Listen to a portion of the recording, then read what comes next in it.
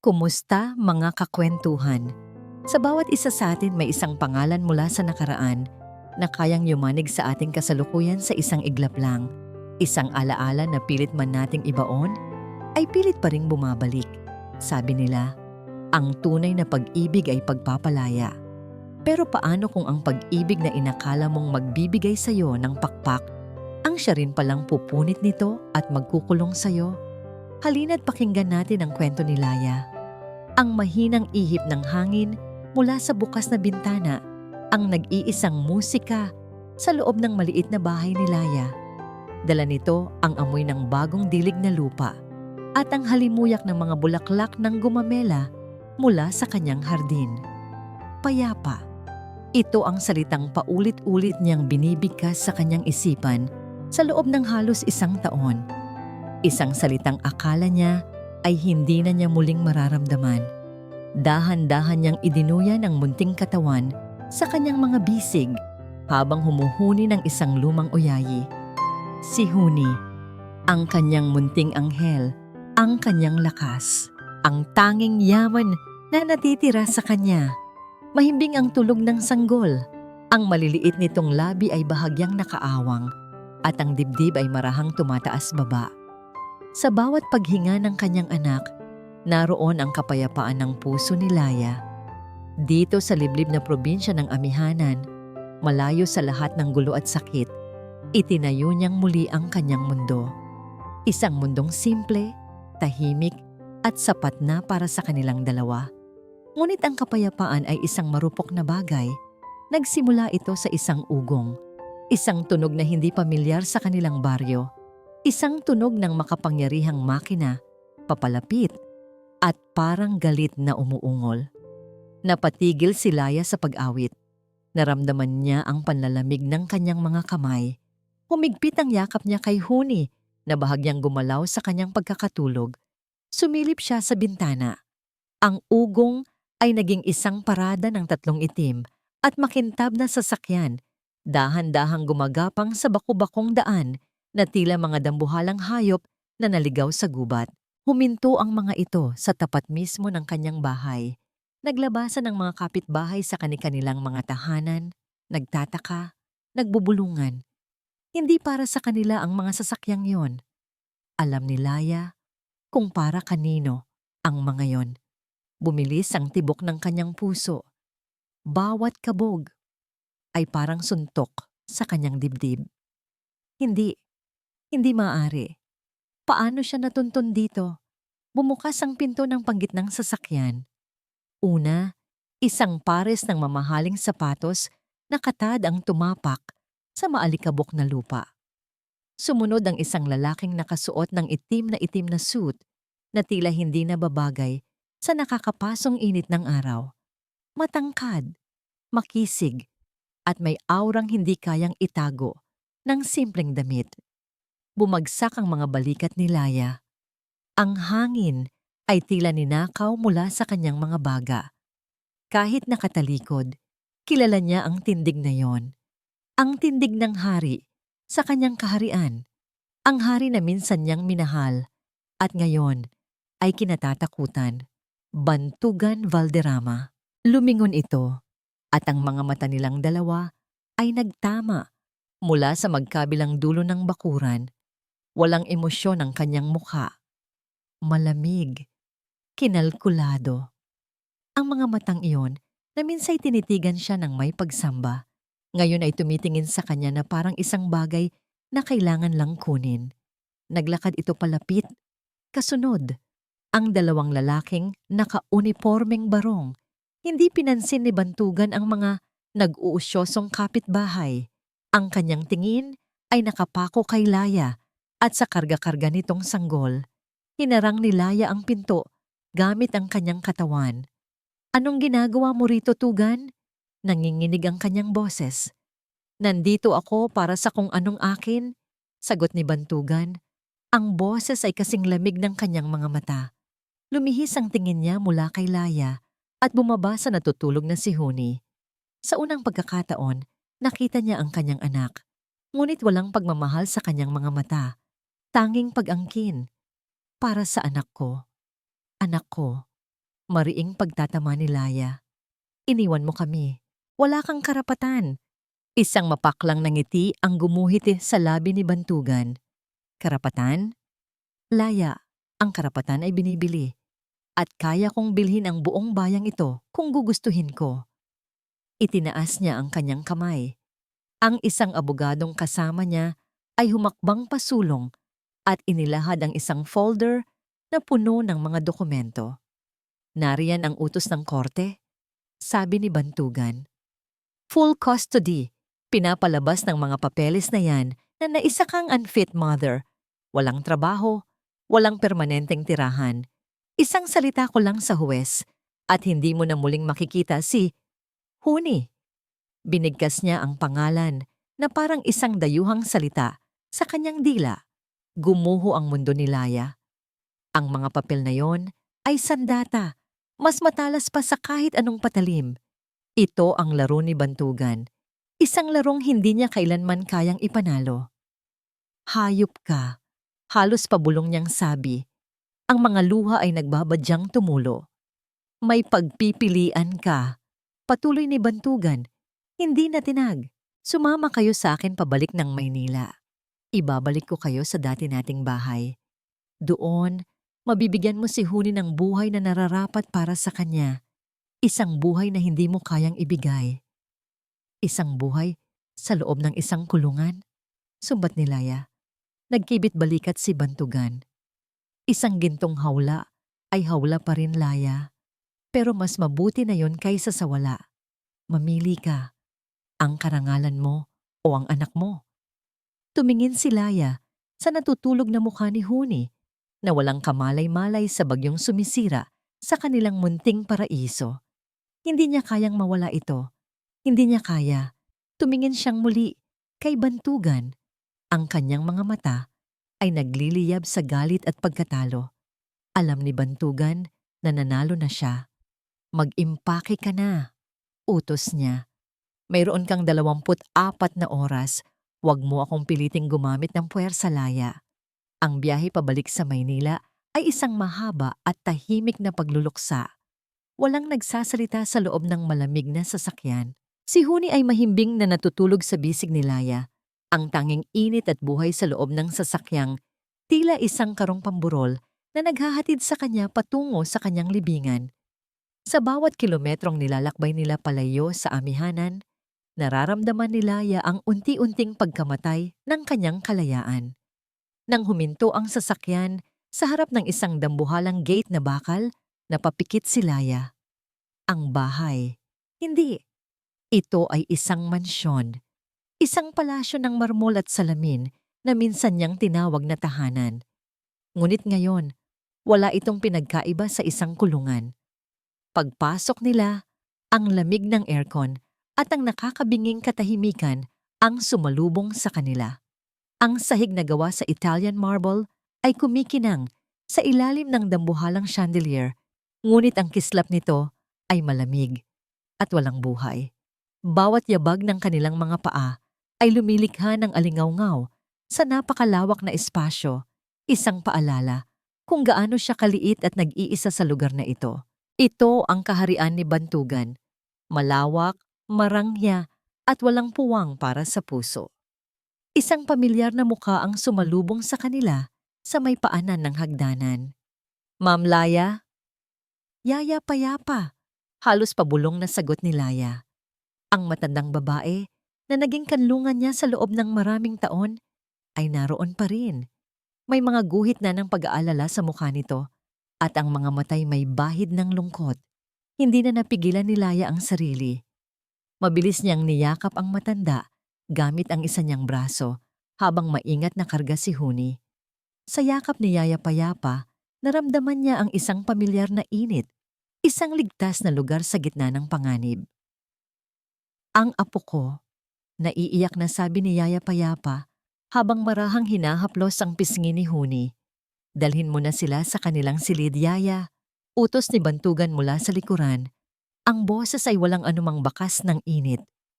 Tumango si Yaya Payapa at ginabayan si Laya paakyat sa malawak na hagdanan. Habang naglalakad sila, Pasimpleng may idinulas ang matanda sa bulsa ng bestida ni Laya. Isang maliit at matigas na bagay. Sinulyapan ni Laya ang kanyang yaya na tumangulang ng bahagya. Isang senyas na manahimik na lamang muna siya. Nang nasa loob na sila ng silid, isang malaking kwarto na may sariling nursery para kay Huni at naisara na ang pinto. Kinapa ni Laya ang kanyang bulsa. Isang luma, di-keypad na cellphone. Para makatawag ka sa nanay mo, bulong ni Yaya payapa. Walang nakakaalam niyan kundi ako. Itago mong mabuti. Muling niyakap ni Laya ang matanda. Ang puso niya'y puno ng pasasalamat. Sa gitna ng kadiliman, isang maliit na kandila ang sinindihan para sa kanya. Ang unang hapunan ay isang pagsubok sa kanyang katatagan. Ang mahabang mesa na gawa sa mahogany ay puno ng mga pagkaing hindi niya matandaan kung paano bigkasin. Si Bantugan ay nakaupo sa kabisera, tila isang hari sa kanyang trono. Si Laya ay nasa kanang bahagi at si Huni ay nasa isang high chair sa kanyang tabi. Ilang sandali pa, isang babae ang marangyang naglakad papasok sa dining hall. Nakasuot ito ng isang pulang bestida na hapit sa katawan. Ang buhok ay perpektong nakaayos at ang mukha ay tila inukit ng mga anghel. Ngunit ang mga mata nito ay matalim at ang ngiti ay hindi umaabot doon. Si Silakbo. "Oh, you must be Laya," sabi nito. Ang boses ay matamis, ngunit may bahid ng lason. "I've heard so much about you." Hindi niya hinintay ang sagot ni Laya. Sa halip, lumapit ito kay Bantugan. Hinalikan ito sa pisngi at walang pakundang ang umupo sa silyang nasa kaliwa ng lalaki.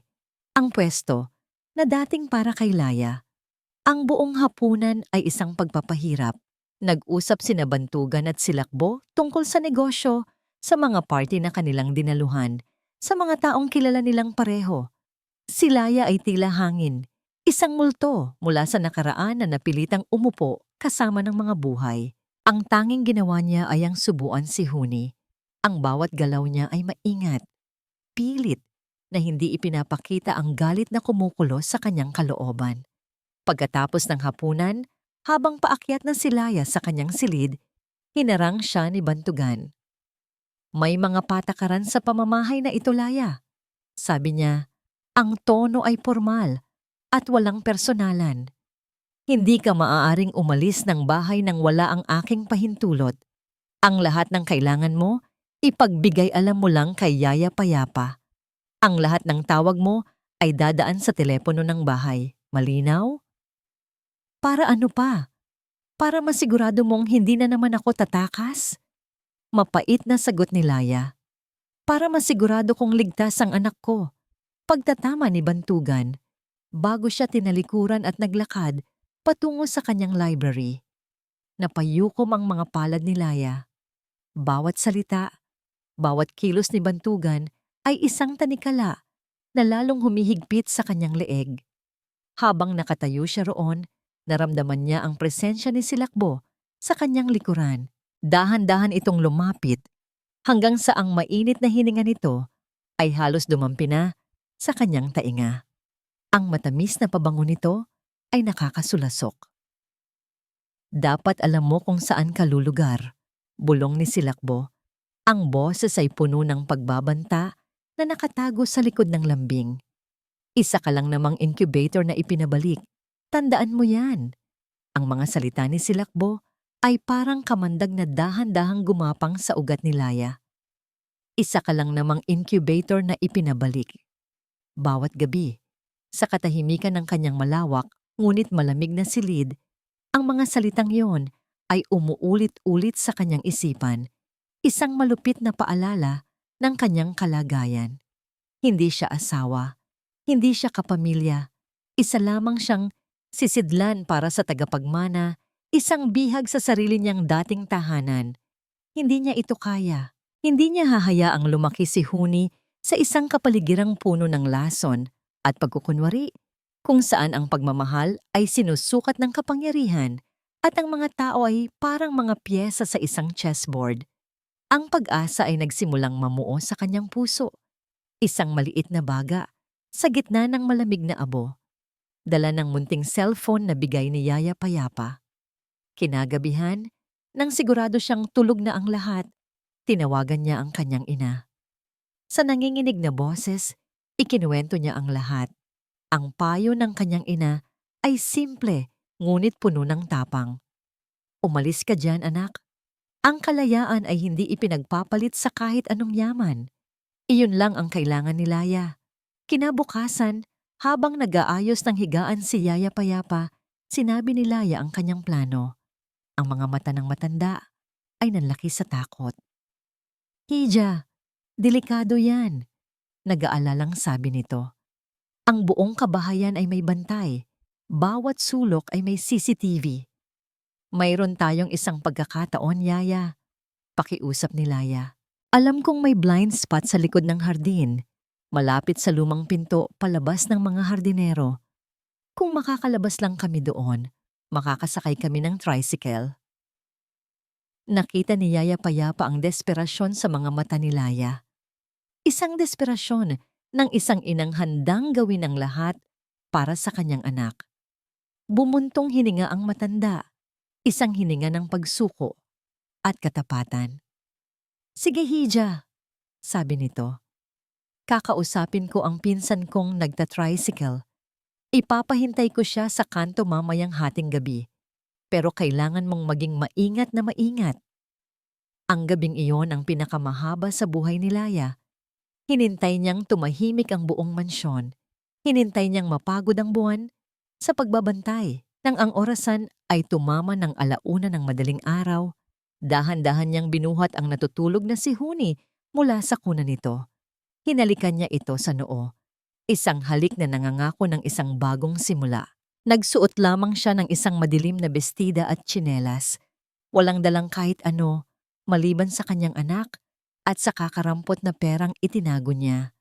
Ang bawat hakbang sa malamig na sahig ay isang panganib. Ang bawat anino sa pasilyo ay tila isang kalaban. Ang bawat kaluskos ay nagpapatindig ng kanyang mga balahibo. Mahigpit ang yakap niya kay Huni na tila nararamdaman ang kaba ng ina at bahagyang gumalaw. Shh, anak, bulong niya. Malapit na tayong maging malaya. Matagumpay niyang nalagpasan ang mga pasilyo. Narating niya ang kusina at dahan-dahang binuksan ang pinto patungo sa hardin. Ang malamig na hangin ng gabi ang sumalubong sa kanya. Isang hininga ng kalayaan. Ilang metro na lang, naroon na ang pinto ng mga hardinero, ang kanyang daan palabas.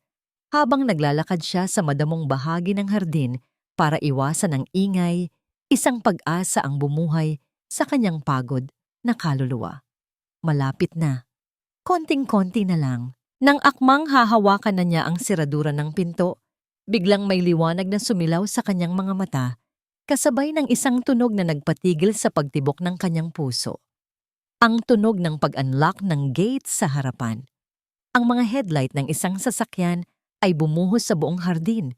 Ginagawang entablado ang kanyang tangkang pagtakas. At sa gitna ng liwanag na yon, nakatayo ang isang figura, isang anino ng kapangyarihan at galit. Si Bantugan. Ang kanyang mukha ay hindi maipinta, isang maskara ng yelo at apoy. Hindi ito sumigaw. Naglakad lamang ito palapit, ang bawat hakbang ay mabigat at may diin. Saan ka pupunta, Laya? Tanong nito. Ang boses ay kalmado, ngunit may nakatagong bagsik. Napaatras si Laya, lalong humigpit ang yakap kay Huni na ngayon ay nagsisimula ng magising. Palayo sa'yo. Sigaw niya. Ang kanyang tapang ay nagmula sa kanyang desperasyon. At saan mo dadalhin ang anak ko? Lalong lumapit si Bantugan. Sa gitna ng gabi, itatakas mo siya na parang isang magnanakaw. Paano kung may nangyari sa kanya? Paano kung napahamak ang anak ko dahil sa katigasan ng ulo mo? Sa unang pagkakataon, tumaas ang boses nito. Umaling-awngaw sa katahimikan ng gabi. Mas mapapahamak siya kung mananatili kami rito. Sa isang mabilis na kilos, hinablot ni Bantugan ang braso ni Laya. Sinubukan niyang pumiglas Ngunit ang lakas nito ay hindi niya matutumbasan. Nahulog mula sa kanyang bulsa ang maliit na cellphone. Mabilis itong dinampot ni Bantugan. Kaya pala, sabi nito, ang mga panga ay nagngangalit. May kasabwat ka pa. Hindi na niya ito tiningnan pa. Itinaas niya ang telepono at ibinato ito ng buong lakas sa pader na bato. Nagkadurog-durog ito. Ang tanging pag-asa ni Laya ay naging isang tumpok ng basag na plastik. Kinaladkad siya ni Bantugan pabalik sa loob ng bahay. Si Yaya Payapa ay nakatayo sa may pinto ng kusina, namumutla at nanginginig. Isang tingin lang mula kay Bantugan ang nagpabagsak sa mga luha ng matanda. Dinala siya ni Bantugan pabalik sa kanilang silid at marahats na isinara ang pinto. Hinarap niya si Laya, ang mga matay nag-aapoy. Tapos na ang pagiging maluwag ko sa'yo, sabi ni Bantugan. Ang bawat salita ay parang isang hatol. Simula bukas, ang anak natin ay magkakaroon ng sarili niyang yaya. 2 yaya. Hindi ka na maiiwang mag-isa kasama niya. Kahit isang segundo. Ang katahimikan sa loob ng mansyon ay isang kasinungalingan. Sa labas, ang lahat ay payapa at natutulog. Ngunit sa loob ng library ni Bantugan Valderrama, isang digmaan ang nagaganap. Hindi ito digmaan ng mga salita o sandata, kundi isang digmaan sa loob ng kanyang isipan. Nakaupo siya sa kanyang malaking silyang gawa sa katad, sa likod ng isang mesang kasing laki ng isang bangka. Ang mga papel ng multimilyong kontrata ay nakakalat sa ibabaw nito. Ngunit hindi roon nakatuon ang kanyang pansin. Ang kanyang mga mata ay nakatitig sa kawalan, sa salaming bintana, kung saan ang tanging nakikita niya ay ang refleksyon ng isang lalaking pagod at guhong-guho. Ang mga sigaw ni Laya kanina ay umuulit-ulit pa rin sa kanyang pandinig. Ang takot sa mga mata nito habang kinakaladkad niya ito pabalik. Ang itsura ng pagkatalo sa mukha nito nang wasakin niya ang tanging koneksyon nito sa labas ng mundo. Isa siyang halimaw sa paningin nito. Alam niya. At sa isang banda, iyon naman talaga ang kanyang layunin.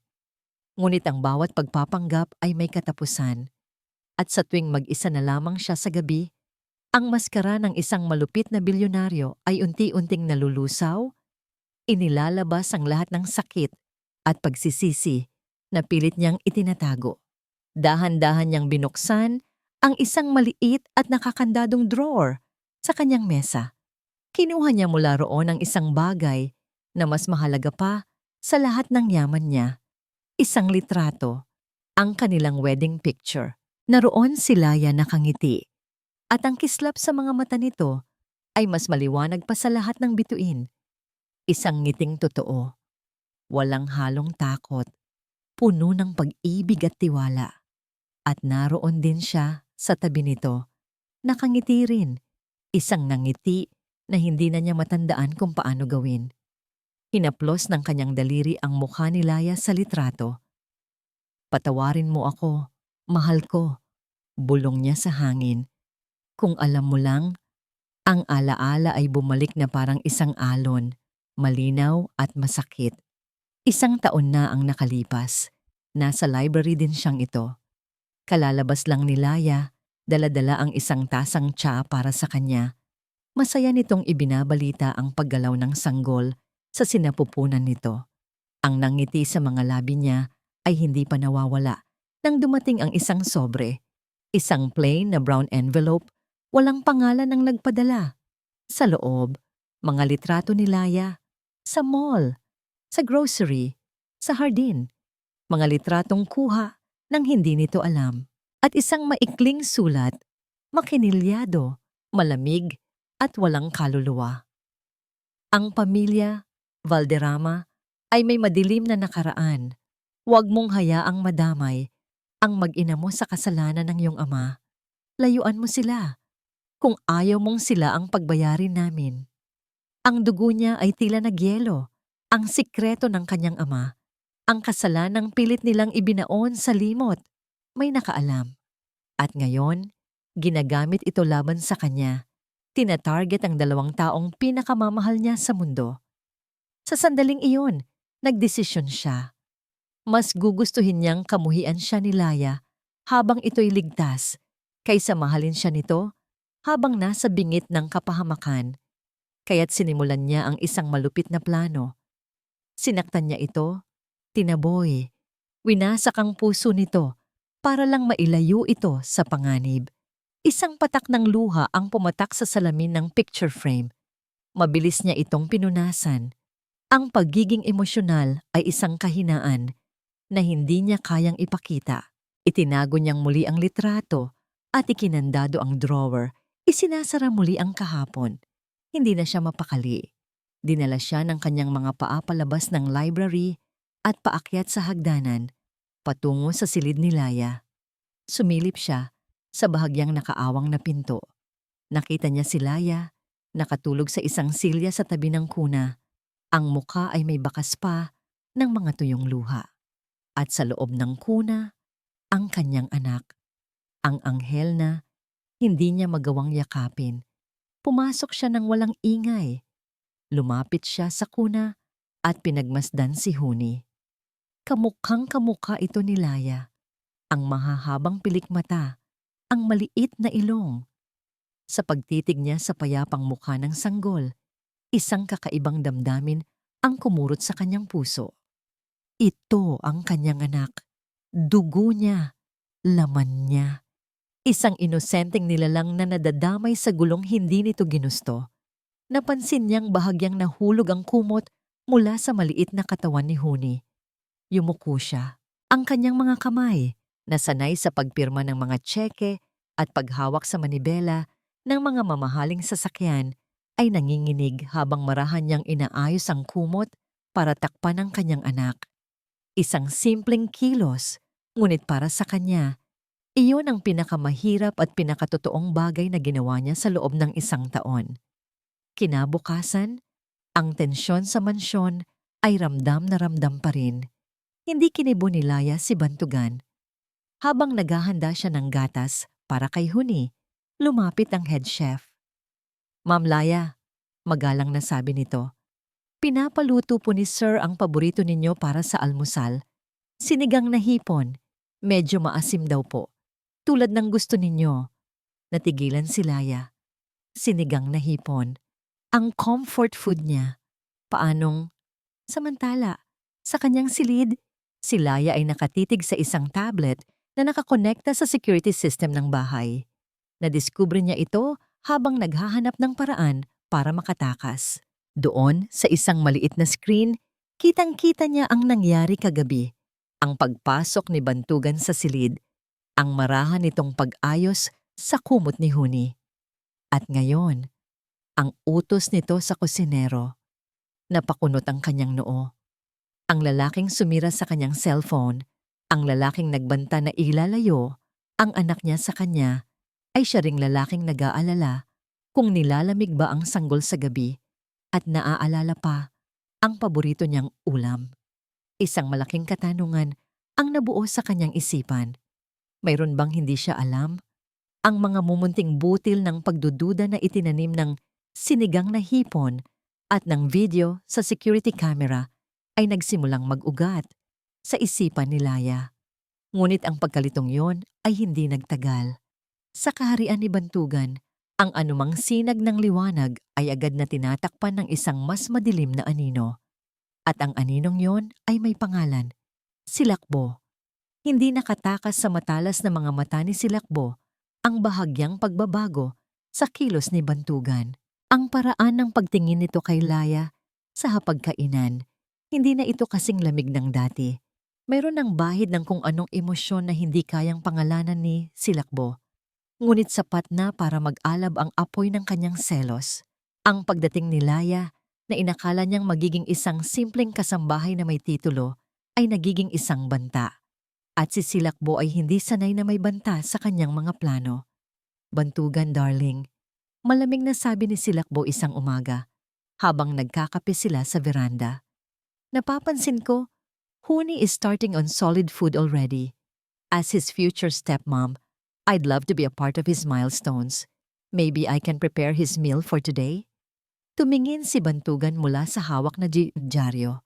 May pag-aalinlangan sa kanyang mukha, ngunit ang alok ni Silakbo ay tila inosente at puno ng kabutihan. "All right," sabi niya. "Just coordinate with the new nannies." Isang matamis na ngangiti ang isinukli ni Silakbo. Isang nangiting nagkukubli sa isang masamang balak. Sa kusina, si Silakbo ay parang isang reyna na nagbibigay ng utos. Ipinahanda niya ang mashed sweet potatoes, isang pagkaing alam niyang ligtas at paborito ni Huni. Ngunit habang nakatalikod ang yaya para kumuha ng bowl, mabilis na may inihalo si Silakbo mula sa isang maliit na pakete na kinuha niya sa kanyang bulsa. Isang pinulbos na mani. Sapat lang para magdulot ng reaksyon, ngunit hindi sapat para maging nakamamatay. Alam na alam niya mula sa medical records ng pamilya na may history ng mild nut allergy ang angkan ni Bantugan. Si Laya na pinagbawalan ng mag-isang mag-alaga kay Huni ay nasa nursery kasama ang dalawang bagong yaya habang pinapakain ang bata. Wala siyang kamalay-malay. Masaya niyang pinapanood ang kanyang anak na kumakain ng may gana. "Good boy, Huni," sabi niya habang pinupunasan ang gilid ng labi ng anak. "You like what Tita Silakbo made for you, huh?" Ngunit pagkatapos ng ilang subo, nagsimulang mag-iba ang kilos ni Huni. Naging iritable ito. Maya-maya, nagsimula itong umiyak. Isang yak na hindi normal, isang yak na may kasamang hirap. Napansin ni Laya ang pamumula sa paligid ng bibig ni Huni. Pagkatapos ay sa leeg. Maliliit na pulang butlig na mabilis na kumakalat. "Anong nangyayari?" Natatarantang tanong ni Laya sa mga yaya. "Hindi po namin alam, ma'am," sagot ng isa na nagsisimula na ring magpanik. Biglang bumahing si Huni at kasunod niyon ay isang tunog na nagpatigil sa paghinga ni Laya. Isang hirap na paghinga na may kasamang mahinang sipol. Hindi siya makahinga. Sigaw ni Laya. Agad niyang binuhat si Huni. Nagsimulang magkagulo ang buong mansyon. Ang mga sigaw ni Laya ay umalingaw-ngaw sa bawat pasilyo. Bumukas ang pinto at pumasok si Bantugan. Kasunod si Silakbo na may perpektong ekspresyon ng pag-aalala sa mukha. Nang makita ni Bantugan ang kalagayan ni Huni, ang pamumula, ang hirap sa paghinga, isang madilim na anino ng takot ang bumalot sa kanyang mukha. "Anong nangyari?" Sigaw niya, kinuha si Huni mula kay Laya. "Hindi ko alam. Kumakain lang siya. Tapos bigla na lang siyang nagkaganito." Umiiyak na paliwanag ni Laya. "Anong pinakain niyo sa kanya?" tanong ni Bantugan. Ang boses ay matigas at puno ng akusasyon. "Yung pinahanda ni Ma'am Silakbo," sagot ng isang yaya. Agad na tumingin si Silakbo kay Laya. "It was just sweet potatoes." "Laya, anong ginawa mo? May iba ka bang ipinakain? Hindi mo ba binantayan ng maigi?" Ang mga salita niya ay mabilis at puno ng sisi. Sa ospital, ang bawat segundo ay parang isang oras. Matapos mabigyan ng lunas si Huni, lumabas ang doktor. "Mild anaphylactic shock," sabi nito. "He's stable now. Mukhang may nakain siyang hindi dapat. Good thing you brought him here immediately." Nakahinga ng maluwag si Laya. Ngunit nang lumingon siya, sinalubong siya ng nag-aapoy na mga mata ni Bantugan. Lumapit si Silakbo sa tabi nito, umiiyak, at yumakap sa braso ng lalaki. "I'm so sorry, Bantugan." Hikbi nito. "I should have known. Dapat hindi ko na lang ipinagkatiwala sa iba ang pagpapakain sa kanya. Kasalanan ko to. Sinubukan ko lang namang maging mabuti sa bata." Ang mga salita ni Silakbo ay tumagos sa puso ni Bantugan na puno ng takot na maulit ang pagkawala ng isang mahal sa buhay. Naniwala siya. Ang kanyang takot ay naging galit at ang galit na yon ay ibinunton niya kay Laya. "Hindi ka na pwedeng lumapit sa anak ko," sabi niya. Ang boses ay malamig at pinal. "Hanggat hindi natin nalalaman kung ano ang nangyari, mananatili ka sa kwarto mo. Hindi mo na siya hahawakan." "Bantugan, wala akong kasalanan," pakiusap ni Laya. Ang mga luha ay malayang dumadaloy sa kanyang mga pisngi. Hindi ko magagawa yan sa sarili kong anak. Ngunit si Bantugan ay hindi nakinig. Tinalikuran niya ito. Inaalalayan ang umiiyak na si Silakbo. Napasimpleng sumulyap kay Laya mula sa balikat ni Bantugan. Isang sulyap ng tagumpay. Bakit mas pinaniniwalaan mo siya kaysa sa ina ng sarili mong anak? Bantugan! Sigaw ni Laya sa pasilyo ng ospital, ang kanyang puso ay nagkadurog-durog. Bakit? Ang silid ni Laya ay naging isang selda sa loob ng kulungan. Ang mga bintana ay nakasara at ang pinto ay laging may isang bantay sa labas. Ngunit ang pinakamasakit na parusa ay hindi ang pagkakakulong, kundi ang mga tunog na naririnig niya mula sa kabilang pader. Ang mahinang pag-iyak ni Huni, ang mga tinig ng mga yaya na nagpapatahan dito, ang paminsan-minsang pagbisita ni Bantugan. Naririnig niya ang lahat, ngunit wala siyang magawa. Siya ay isang ina na ipinagkakait sa sarili niyang anak. Ilang metro lang ang layo. Ang bawat iyak ni Huni ay parang mga kuko na kumakalmot sa kanyang puso. Ang kawalan ng pag-asa ay isang mapanganib na lugar. Dito, ang isang tao ay maaaring sumuko na lang o humanap ng lakas na hindi niya alam na taglay niya. At si Laya ay hindi isinilang para sumuko. Ang galit na pinalitan ng kalungkutan ay ngayon nagiging isang determinasyon. Hindi siya papayag na tapusin ang laban ng ganito. May mali. May isang piraso ng palaisipan na nawawala. Ang insidente sa pagkain ni Huni ay masyadong perpekto, masyadong planado. At ang reaksyon ni Bantugan, bagamat malupit, ay may bahid ng takot. Isang takot na mas malalim pa sa simpleng pag-aalala.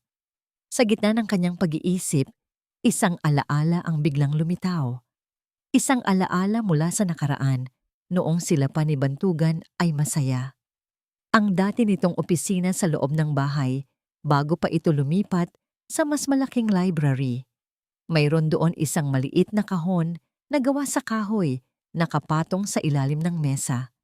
Minsan, sa kanyang paglilinis, ay sinubukan niyang buksan yon, ngunit nakakandado. Nang tanungin niya si Bantugan, ang sagot nito ay mabilis at malamig. Huwag mong pakialaman yan, Laya. Mga lumang papeles lang yan na walang kwenta. Ang pagbabawal nito ay nag-iwan ng marka sa kanyang isipan. Isang ideya ang nabuo sa kanyang ulo. Isang desperadong ideya. Hating gabi, nang sigurado siyang ang buong bahay ay natutulog na, kumilos siya. Alam niyang ang bantay sa labas ng kanyang pinto ay nagbabasa at paminsan-minsan ay nakakatulog. Sa loob ng halos isang oras, pinakiramdaman niya ang katahimikan.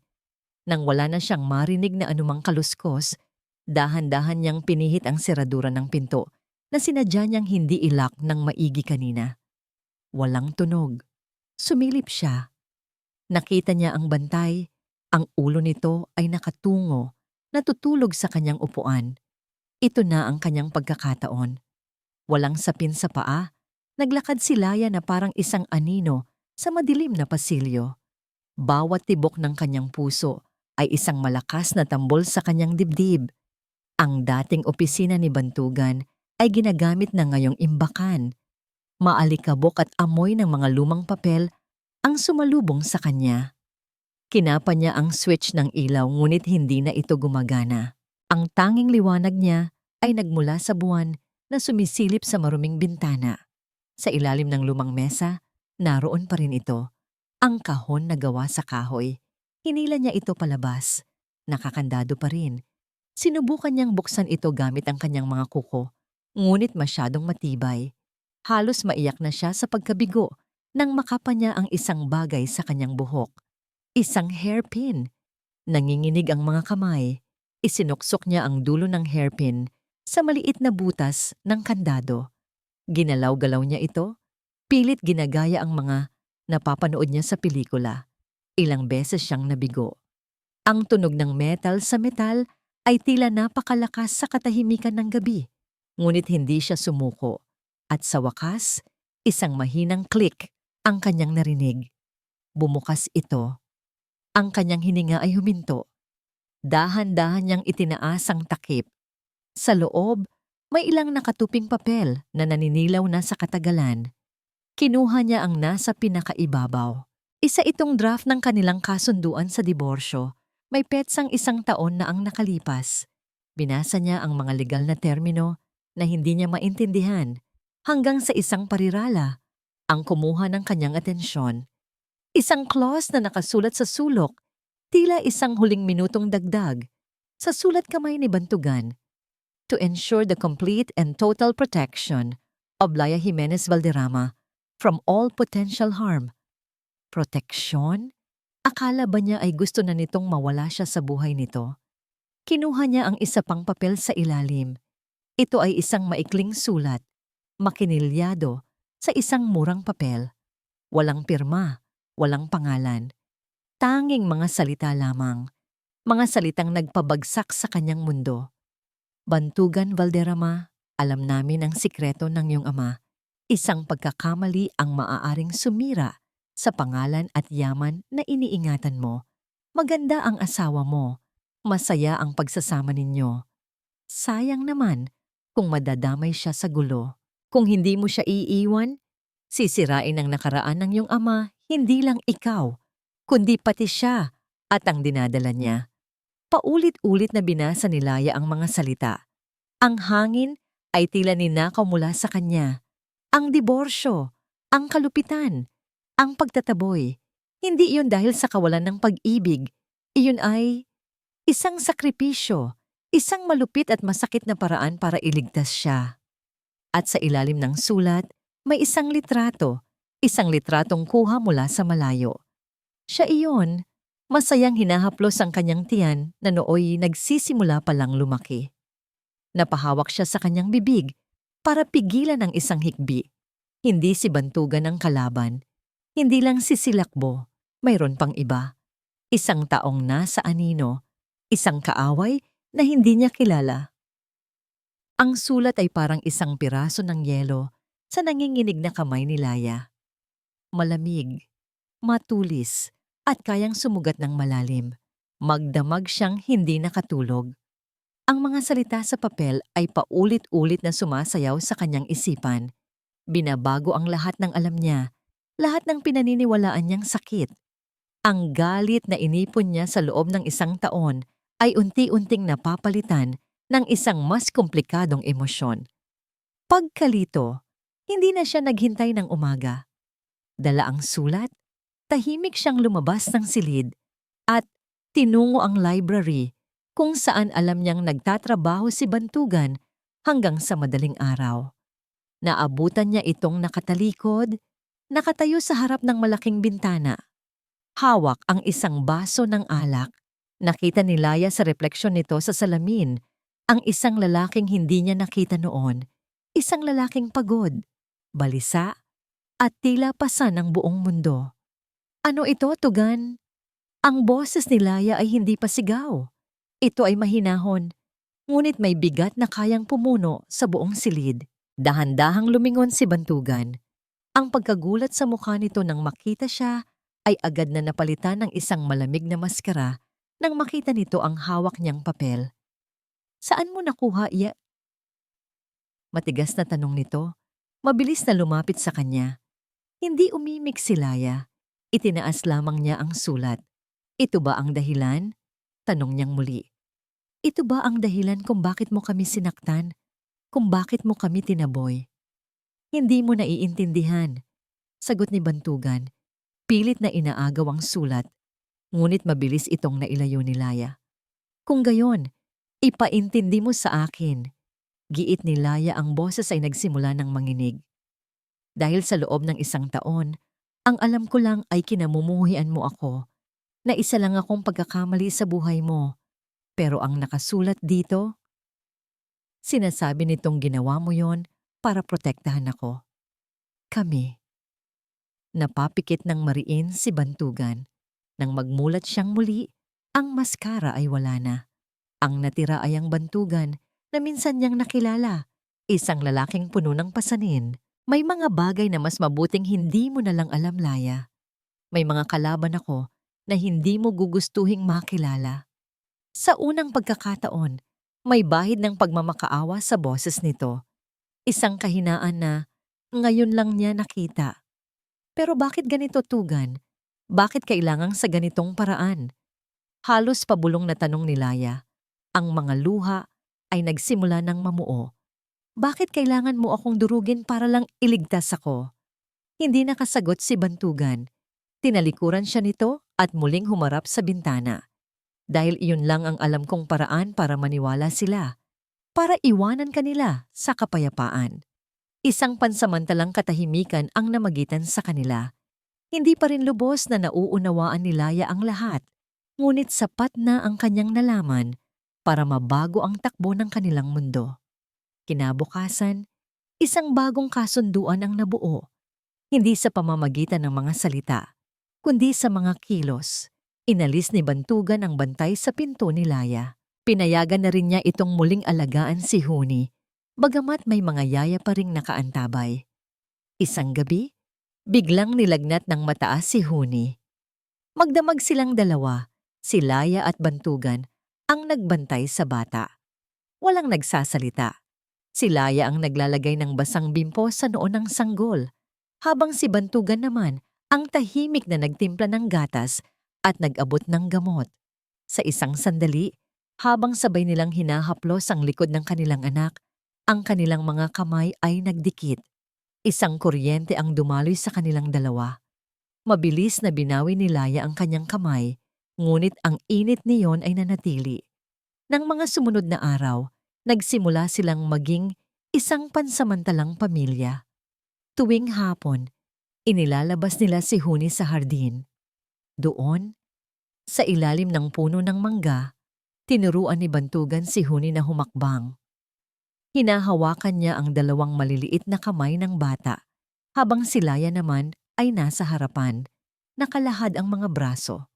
"Halika anak, kay Papa," sabi ni Bantugan, isang ngiti ang mababanaag sa kanyang mga labi.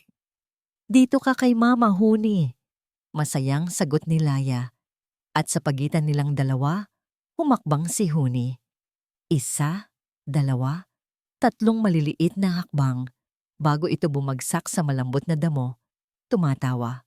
Nagkatinginan sina Laya at Bantugan, at sa unang pagkakataon, sa loob ng napakahabang panahon, sabay silang ngumiti. Isang ngangiting totoo, ngunit mula sa bintana ng kanyang silid sa itaas, may isang pares ng matang nanonood.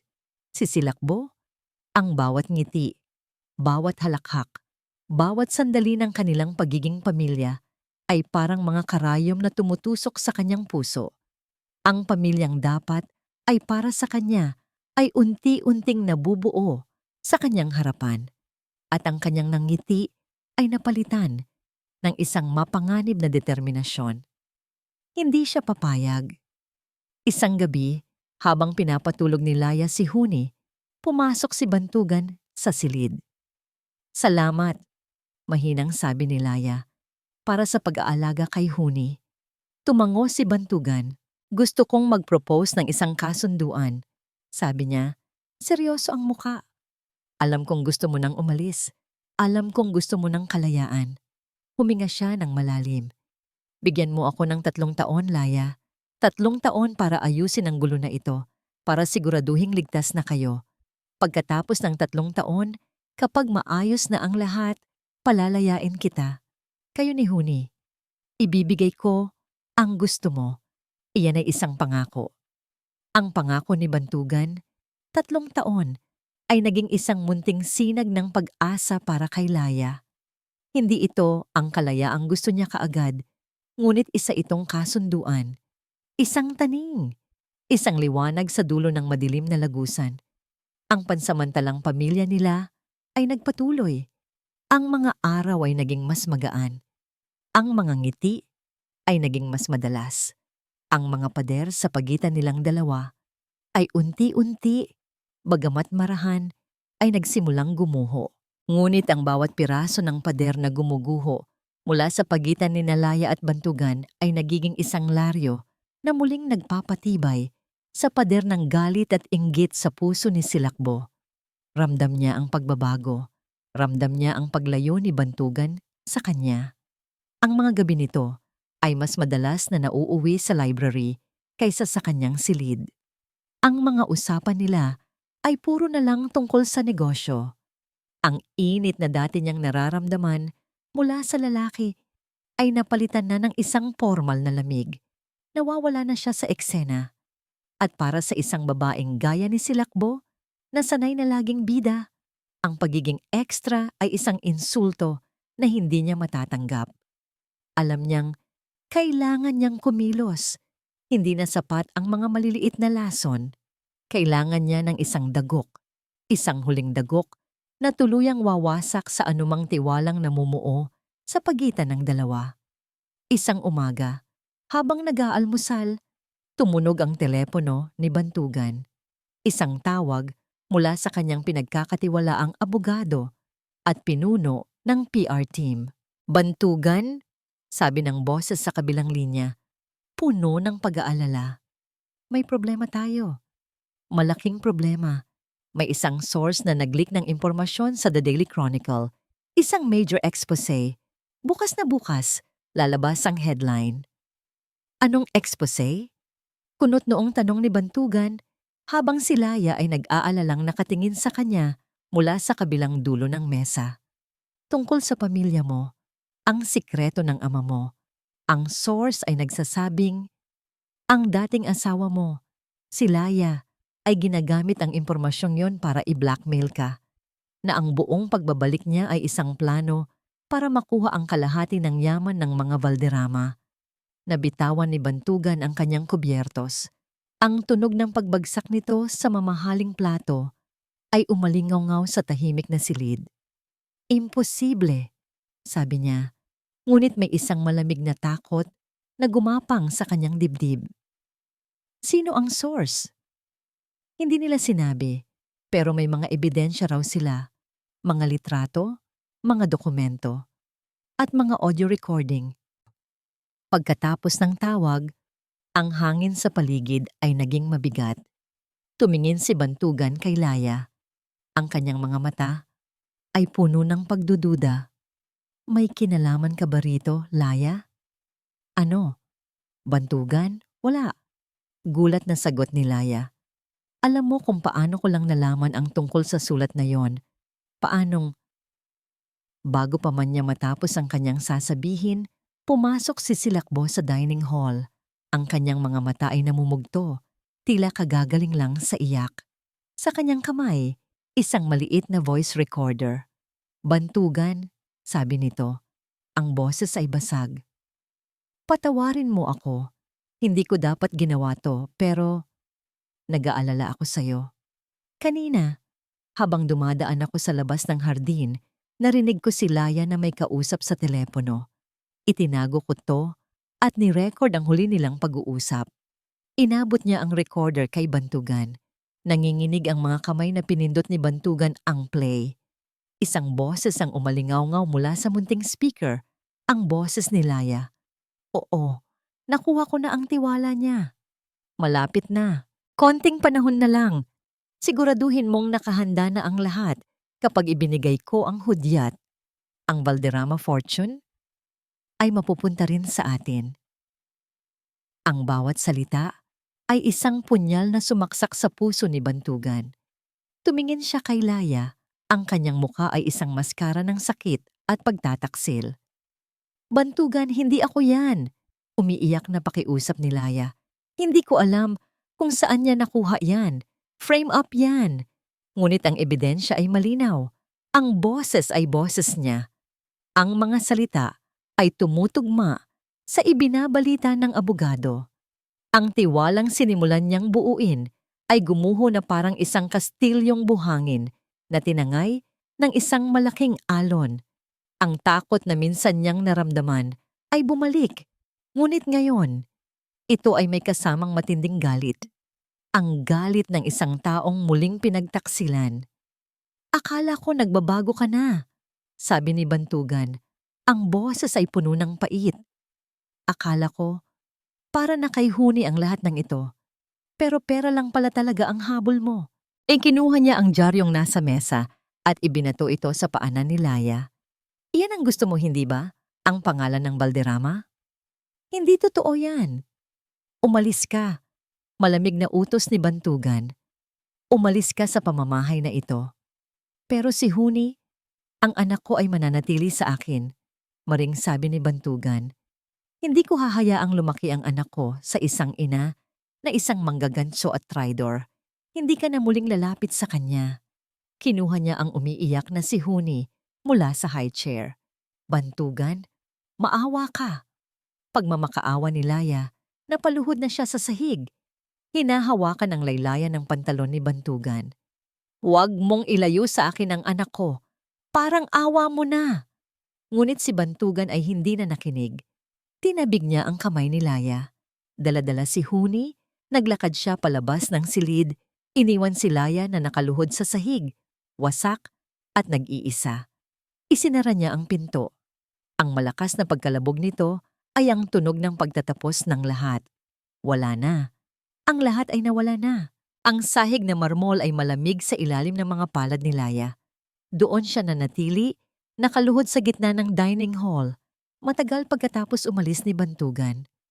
Ang tanging naririnig niya ay ang sarili niyang mga hikbi at ang paulit-ulit na pag-echo ng pagsara ng pinto. Tapos na. Ito na ang katapusan.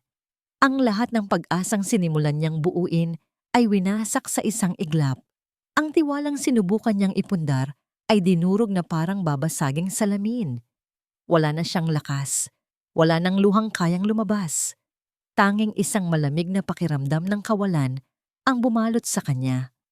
Talo na siya. Habang nakayuko siya roon, isang pares ng mga luma at pamilyar na tsinelas ang huminto sa kanyang harapan.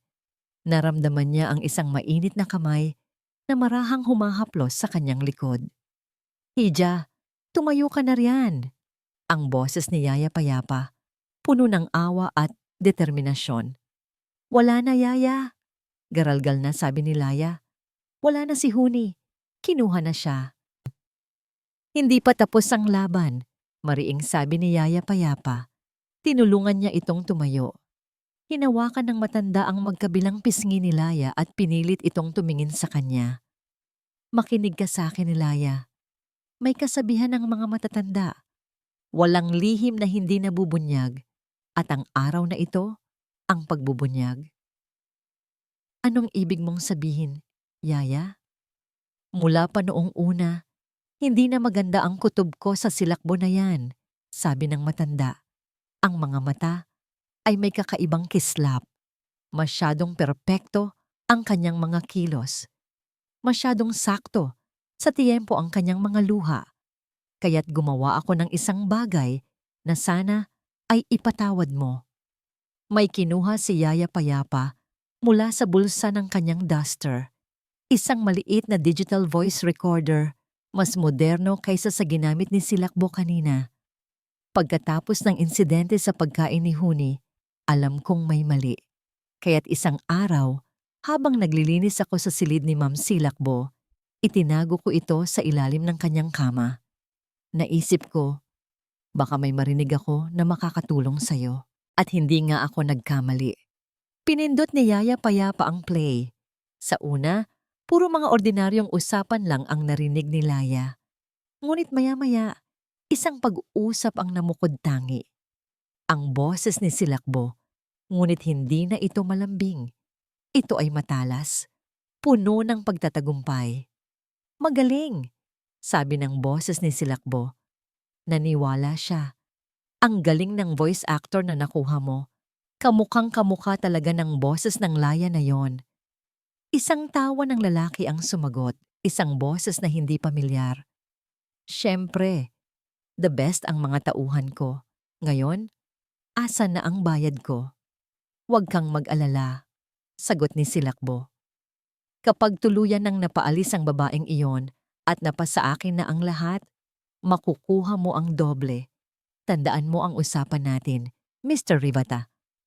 Kapag ako na ang reyna dito, ikaw ang magiging hari sa kabilang kaharian. Natigilan si Laya. Rivata, ang apelyido ng pinakamalaking katunggali ni Bantugan sa negosyo. Sila, sila ang may gawa ng lahat, mula sa pananakot hanggang sa pag-frame up sa kanya. At si Silakbo, siya ang ahas sa loob ng pamamahay, isang bagong apoy ang nag-alab sa puso ni Laya. Hindi na ito apoy ng galit, ito ay apoy ng katotohanan. Nasaan si Bantugan? Tanong niya kay Yaya Payapa. Ang boses ay matatag na ngayon. Nasa Valderrama Tower, nagpatawag ng emergency press conference para linisin ang pangalan ng pamilya. Hindi, mariing sabi ni Laya. Hindi niya lilinisin. Ako ang maglilinis. Ang Valderrama Tower ay nagkakagulo. Ang lobby ay puno ng mga mamamahayag, mga kamera at mga nag-uusyosong empleyado. Sa entablado, nakaupo si Bantugan, ang kanyang muka ay seryoso at malamig, handa nang harapin ang iskandalo. Sa tabi niya, si Silakbo, nagpapanggap na sumusuporta, ang larawan ng isang perpektong partner. Nagsimulang magsalita si Bantugan. Nandito ako ngayon para sagutin ang mga malisyosong akusasyon na ibinabato sa aking pamilya.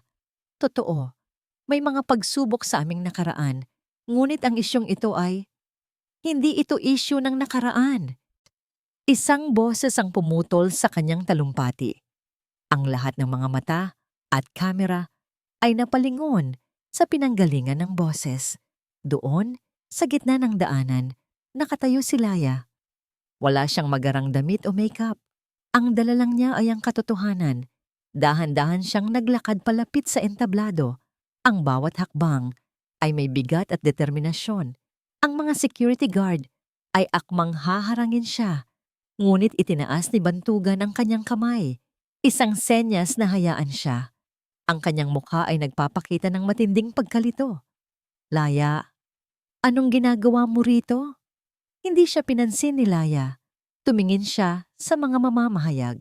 Tumingin siya sa mga kamera. At itinaas niya ang voice recorder. Gusto niyo ba ng totoong kwento? Tanong niya sa lahat. Hindi ang kwentong gawa-gawa lang para sirain ang isang tao, kung hindi ang kwento ng isang tunay na ahas. Pinindot niya ang play. Ang boses ni Silakbo at ni Mr. Rivalta ay umalingaw-ngaw sa buong conference hall, pinalakas ng sound system. Bawat salita, bawat pagtawa, bawat detalye ng kanilang masamang plano ay inilatag para marinig ng buong mundo. Ang mukha ni Silakbo ay naging abo. Ang pagkukunwaring pag-aalala ay napalitan ng purong takot. Sinubukan niyang tumayo para tumakas. Ngunit huli na ang lahat.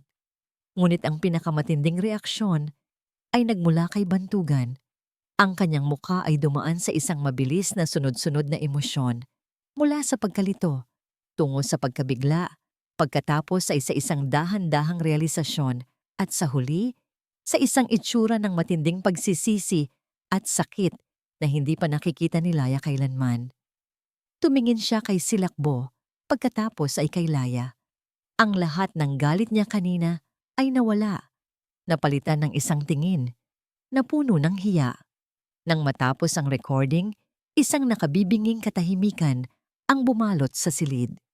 Si Laya ay nakatayo pa rin sa gitna, matatag.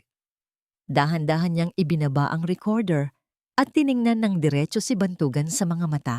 Ngayon, sabi niya, ang kanyang boses ay hindi nanginginig. Naniniwala ka na ba sa akin? Ang conference hall ay sumabog sa kaguluhan. Ang mga flash ng camera ay walang tigil na kumikislap. Ang mga tanong ng mga reporter ay sabay-sabay na ibinabato. Lumilikha ng isang ingay na nakakabingi.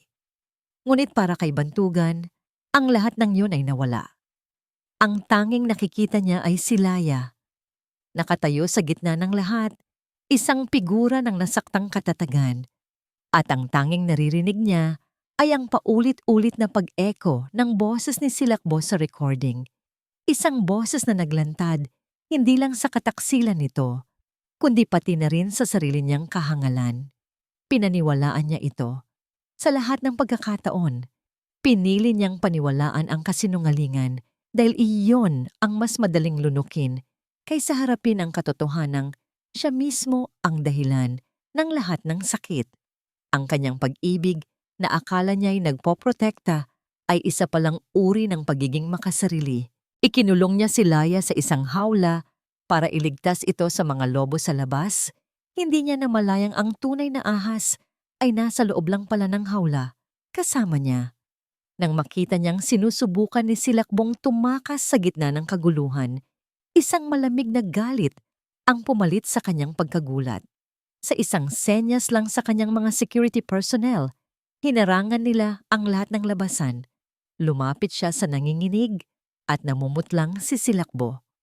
Bibantugan, "Darling, let me explain." Nagmamakaawang sabi nito. Ngunit ang bantugan na kaharap niya ngayon ay hindi na ang lalaking kaya niyang paikutin sa kanyang mga daliri. Ang nakikita niya ay ang bilyonaryong kinatatakutan ng lahat sa mundo ng korporasyon. Walang awa, walang emosyon. "Explain?" Malamig na sagot ni Bantugan. Sapat lang ang lakas para marinig nilang dalawa. "Tapos ka nang magpaliwanag, Silakbo. Ang mga abogado ko na ang susunod mong kakausapin." Tumingin siya sa kanyang mga tauhan. "Dalhin niyo siya sa pulis at siguraduhin niyong hindi na siya makakakita pa ng sikat ng araw sa loob ng napakahabang panahon." Pagkatapos ay hinarap niya ang kaguluhan. Hinarap niya ang mga kamera, ang mga tanong. Sa unang pagkakataon, hindi na niya kailangang magpanggap. Tapos na ang press conference, mariin niyang sabi. "Ang pamilya ko ay naging biktima ng isang masamang plano. At ang babaeng ito," lumingon siya at itinuro si Laya, na ngayon ay tahimik na nakatayo sa isang sulok, inaalalayan ni Yaya Payapa, "ay ang pinakamalaking biktima sa lahat. Utang ko sa kanya ang isang paumanhin na hindi kayang bayaran ng kahit anong halaga." Pagkatapos ng mga salitang yon, tinalikuran niya ang lahat at naglakad patungo kay Laya. Ang mga tao ay nagbigay daan na parang isang dagat na nahahati. Bawat hakbang ay parang isang milya. Bawat hakbang ay lalong nagpapabigat sa kasalanang pasan niya. Nang nasa harapan na niya si Laya, walang salitang namutawi sa kanyang bibig. Ano pa ba ang sasabihin niya? Ang sorry ay isang napakaliit na salita para sa pinsalang idinulot niya. Kaya't tumingin lang siya sa mga mata nito, mga matang pagod na, ngunit hindi natakot. "Umuwi na tayo, Laya." Iyon lang ang nasabi niya. Ang biyahe pabalik sa mansyon ay mas tahimik pa kaysa noong una. Pagdating nila, agad na niyakap ni Laya si Huni, na noon ay alaga ng ibang kasambahay, mahigpit, na parang hindi na niya ito bibitawan pa. Kinagabihan, pinatawag ni Bantugan si Laya sa kanyang library. Ang silid kung saan nagsimula ang lahat ng sakit. Sa ibabaw ng kanyang mesa, walang mga kontrata. Tanging isang folder at isang ballpen lang ang naroon. Naupo si Bantugan. "Sa loob ng isang taon, Laya, ang tanging layunin ko lang ay protektahan ka. Pero nabigo ako. Sa kagustuhan kong iligtas ka sa panganib, ako mismo ang naging pinakamalaking panganib sa buhay mo. Ako ang nagkulong sa'yo. Ako ang sumira sa tiwala mo. At ako ang naniwala sa kasinungalingan." Tumingin siya sa folder. "Lagi kong sinasabi sa sarili ko na ginagawa ko ito para sa'yo. Pero ang totoo, ginagawa ko ito para sa sarili ko. Para sa pride ko, dahil hindi ko matanggap na may isang bagay sa mundo na hindi ko kayang kontrolin." Dahan-dahan niyang itinulak ang folder palapit kay Laya. "Binibigyan kita ng full at sole custody kay Huni. Walang kondisyon," sabi niya. "Ang boses ay puno ng pinalidad. At ililipat ko sa pangalan mo ang kalahati ng lahat ng ari-arian ko. Sapat para mabuhay kayo ni Huni ng komportable habang buhay nang hindi na ako kailanganin pa." Natigilan si Laya. Ito na. Ito na ang kalayaang matagal na niyang ipinaglalaban. Ito na ang premyo. Bukas na bukas din, patuloy ni Bantugan, hindi tumitingin sa kanya. "Pwede na kayong umalis. Saan mo man gustong pumunta, hindi na kita pipigilan. Kinuha niya ang ballpen at walang pag-aalinlangang pinirmahan ang mga dokumento. Pagkatapos, tumayo siya. "Malaya ka na, Laya," sabi niya. Ang boses ay basag. "Patawad sa lahat." Naglakad siya palabas ng library. Iniwan si Laya na nakatitig sa mga papel, sa mga pirma, sa katuparan ng kanyang kahilingan. Sa wakas, malaya na siya. Kinaumagahan, isang sasakyan ang naghihintay sa labas. Si Laya, dala si Huni at isang maliit na maleta ay handa nang umalis. Nagpaalam siya kay Yaya Payapa sa isang mahigpit na yakap. Nang palabas na siya, wala si Bantugan. Hindi ito nagpakita. Habang paalis ang sasakyan, sumilip si Laya sa bintana ng library sa itaas. Nakita niya ang isang anino. Ang anino ni Bantugan, nakatayo, pinapanood silang umalis. Pinapanood niyang mawala ang tanging pamilyang meron siya. At sa unang pagkakataon, sa loob ng napakaraming taon, sa kaligtasan ng kanyang pag-iisa, hinayaan ni Bantugan ang mga luha na bumagsak mula sa kanyang mga mata. Ang kalayaan ay may lasa ng alat ng dagat at amoy ng sariwang hangin. Iyon ang natuklasan ni Laya sa mga sumunod na linggo. Ginamit niya ang isang bahagi ng perang bigay ni Bantugan para bumili ng isang maliit ngunit magandang bahay sa isang tahimik na bayan sa tabi ng dagat. Ang bahay ay may malawak na bintanang salamin kung saan tanaw ang walang katapusang asul ng karagatan. Ito ang kabaligtaran ng mansyon. Maliwanag, bukas, at puno ng buhay. Dito, sinimulan niyang buuin muli ang kanilang mundo ni Huni. Ang kanilang mga umaga ay puno ng paglalaro sa dalampasigan, paghahabol sa mga alon, at paggawa ng mga kastilyong buhangin. Ang kanilang mga hapon ay ginugugol sa pagtulog sa duyan sa ilalim ng puno ng niyog. Ang kanilang mga gabi ay payapa. Tanging tunog lang ng kuliglig at ng mga alon ang maririnig. Nakuha na niya ang lahat ng kanyang ipinaglaban.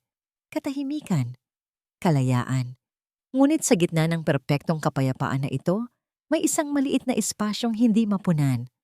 Sa gabi, kapag tulog na si Huni, at siya na lang ang mag-isang nakaupo sa beranda. Nakatanaw sa madilim na dagat, bumabalik ang mga alaala. Hindi na ang mga masasamang alaala ng pagkakakulong, kundi ang mga mumunting sandali sa hardin.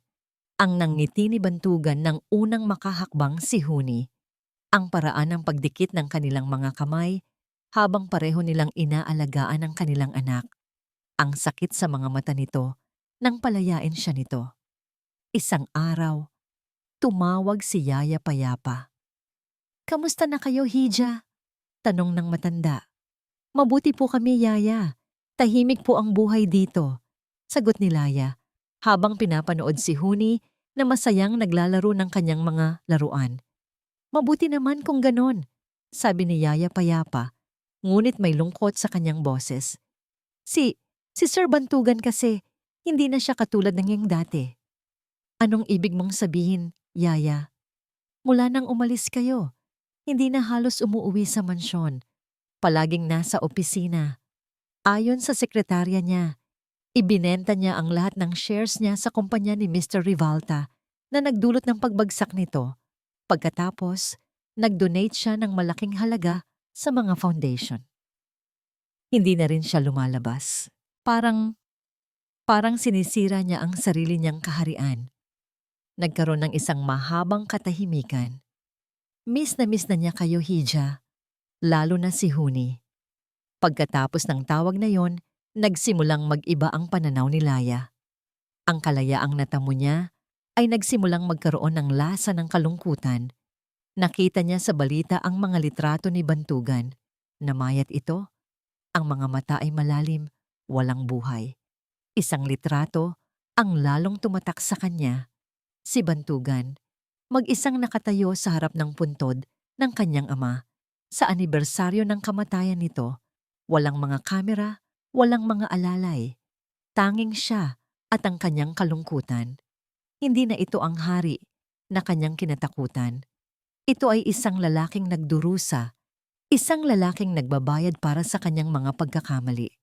Isang hapon, Habang naglalaro sila ni Huni, kinuha ng bata ang isang lumang picture frame na naglalaman ng litrato nilang tatlo.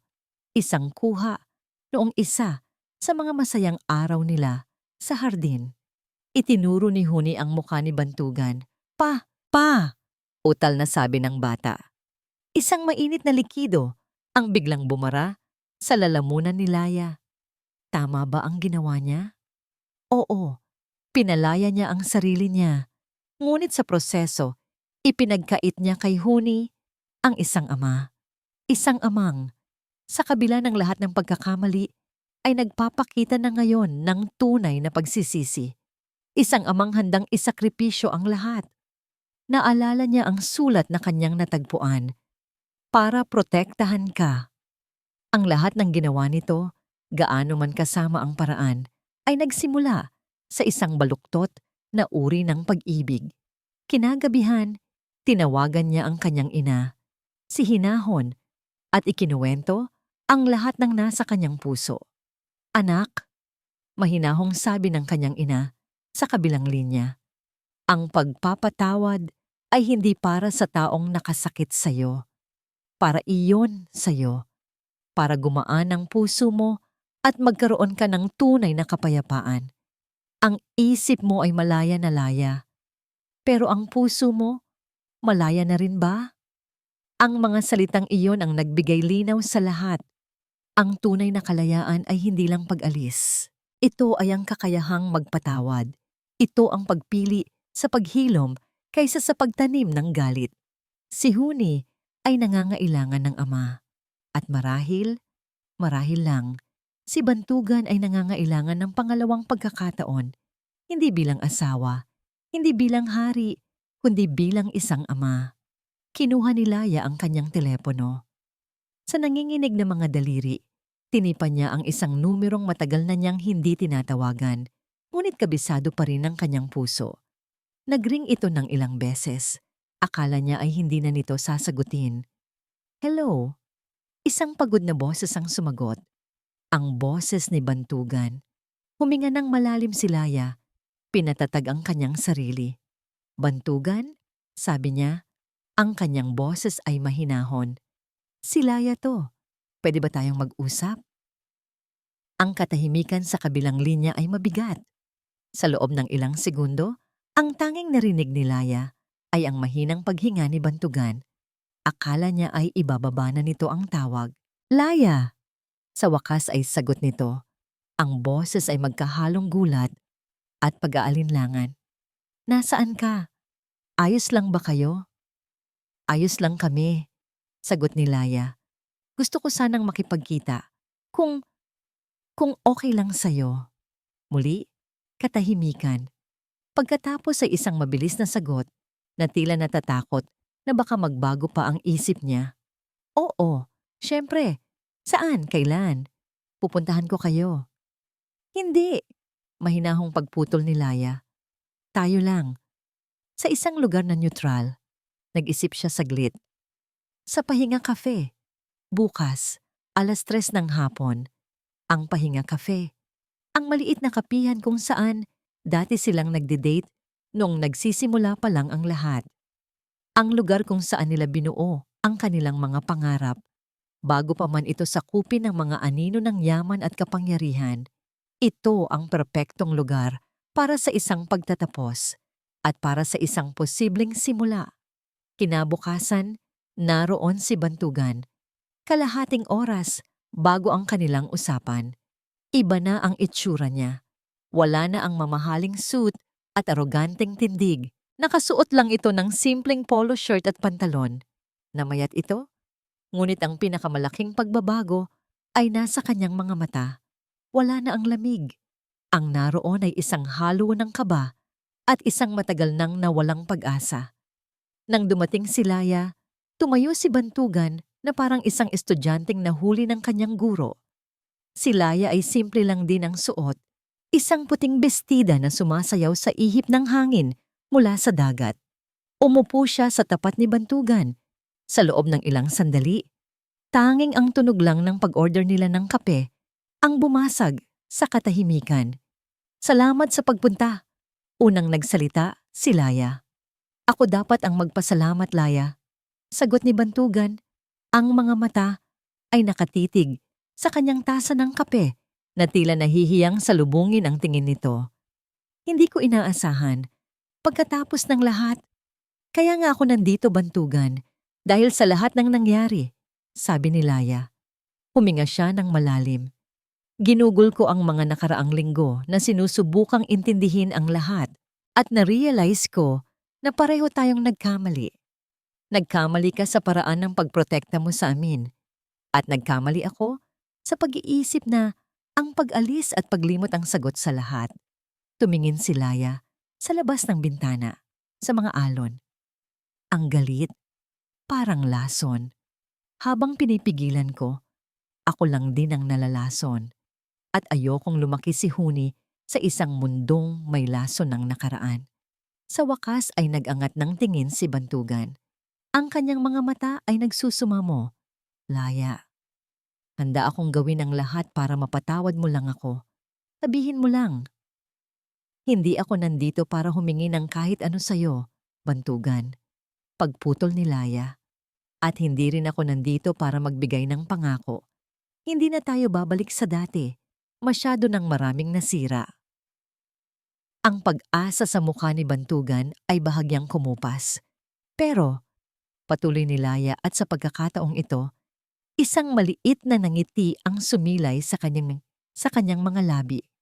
Pwede tayong magsimula muli. Hindi bilang mag-asawa, hindi bilang magkasintahan, kundi bilang dalawang taong may iisang importanteng bagay sa kanilang buhay. Si Huni, bulong ni Bantugan.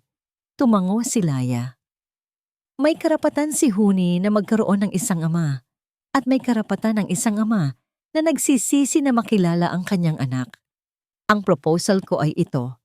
Co-parenting. Walang pilitan. Walang kontrol. Dadalawin mo siya kung kailan mo gusto. Maging parte ka ng buhay niya. Maging magkaibigan tayo, Bantugan. Para sa anak natin. Ang mga luha na matagal nang pinipigilan ni Bantugan ay nagsimula nang mamuo sa kanyang mga mata. Hindi ito ang inaasahan niya. Inaasahan niya ang galit, ang panunumbat.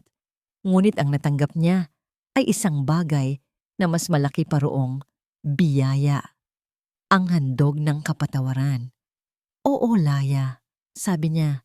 Ang boses ay nanginginig sa emosyon. Oo, gagawin ko. Kahit ano. Para sa inyo. Kinabukasan, dumating si Bantugan sa bahay ni Laya sa tabing dagat. Hindi siya nagdala ng mamahaling regalo. Ang dala lang niya ay isang maliit na bola at isang pusong bukas at handang matuto.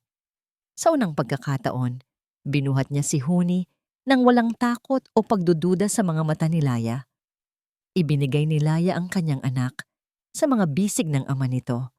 Naglaro sila sa dalampasigan, naghabulan, nagtawanan. Si Laya ay nakaupo lang sa buhangin, pinapanood sila.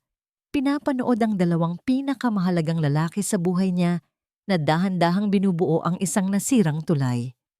Habang papalubog ang araw, pininta nito ang kalangitan ng kulay kahel at rosas. Naglakad silang tatlo sa dalampasigan. Hindi sila magkahawak kamay. May isang maliit na espasyo sa pagitan ni Laya at Bantugan. Ngunit sa gitna nila, naroon si Huni. Masayang naglalakad. Hawak ang kamay ng kanyang ina at ama. Ang kinabukasan ay hindi pa nakasulat. Ang mga sugat ay hindi pa tuluyang naghihilom. Ngunit sa paglubog ng araw na yon, isang bagay ang sigurado. Hindi na ito ang katapusan. Para sa kanila, ito ang bagong simula. At dito po nagtatapos ang ating kwento. Isang paglalakbay na nagturo sa atin na ang tunay na pag-ibig ay hindi tungkol sa pag-aari o pagkontrol, kundi tungkol sa pagpapalaya at pagbibigay ng pangalawang pagkakataon. Maraming salamat po sa inyong walang sawang pagsubaybay, mga minamahal naming kakwentuhan. Sana po ay may aral kayong napulot sa kwento ni Laya at Bantugan. Ano po ang masasabi ninyo sa kanilang kwento? At anong uri naman ng istorya ang gusto ninyong marinig sa susunod? I-comment nyo lang po sa ibaba. Hindi dito nagtatapos ang ating paglalakbay. Marami pa pong kwentong kasing ganda at mas puno ng aral dito sa aming channel. Kung nagustuhan nyo ang kwentong ito, i-like, i-share sa pamilya at mga kaibigan, at mag-subscribe na rin para lagi kayong updated sa mga susunod pa naming kwento. I-click nyo ang notification bell para kayo ang unang makarinig kapag may bago kaming upload. Pagpalain po kayo ng Panginoon, kayo at ang inyong buong pamilya. Hanggang sa muli!